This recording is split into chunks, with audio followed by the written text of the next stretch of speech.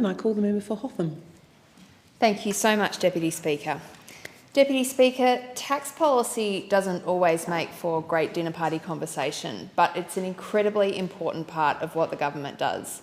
At its heart, this is about the values that we share as Australians. Tax policy is a reflection of a national conversation about the kind of services that we want the government to provide, and then the critical question of who should pay for them.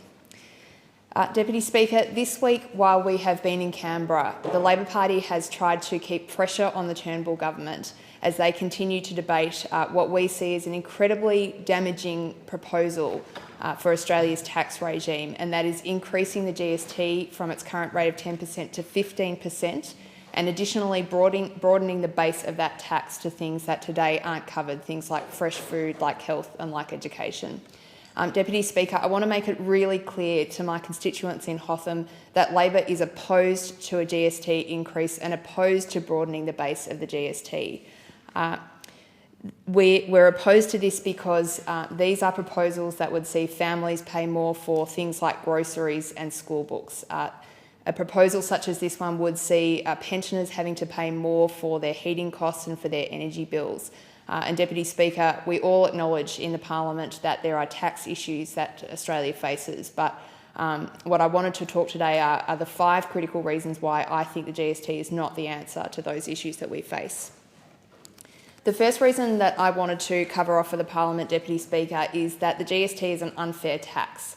It's what economists call a regressive tax, and that means the smaller the person's income, the larger share of their income they pay in the GST. One of the things about the GST is that it covers off essentials. That means that people can't afford to not buy the things that the GST is applied for, and that's why for households with minimal income, for really big families, for single parents, these are the sorts of groups of people that will bear the brunt of a tax increase. And Deputy Speaker, if these groups sound a little bit familiar, it's because they have been the targets of many of the cuts that have been proposed by the Abbott and then Turnbull governments over the last 2 years. So the unfair nature of the GST is not just economic theory. NatSem, Australia's premier modelling institution, has done the numbers on this one and made it quite clear that it is the families that are least well off that will bear the brunt of the tax. Deputy Speaker, we often talk about the need for fairness across the tax regime as a whole. And we know that if a GST proposal is brought to an election, there'll be plenty of sweeteners put on the table, plenty of compensation mechanisms. But Deputy Speaker, compensating for the unfairness of the GST is a lot harder than it sounds. When Labor was in government, we took 1 million people out of the tax system by raising the tax-free threshold. That's 1 million additional Australians who can't even be compensated through the income tax cuts, for example, because they don't pay income tax today. But the critical issue about compensation, Deputy Speaker, is that it requires us to have a shared view about what fairness is.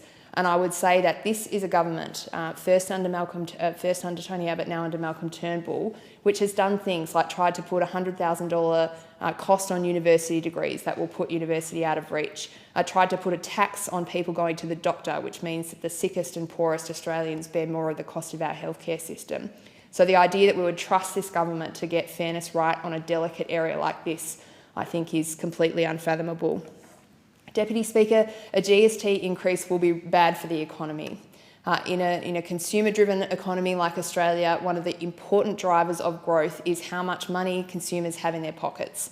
The GST will raise the price. If we raise the GST, that will raise the price on just about everything that we buy as consumers in Australia, and that just means less money in the pockets of people around the country.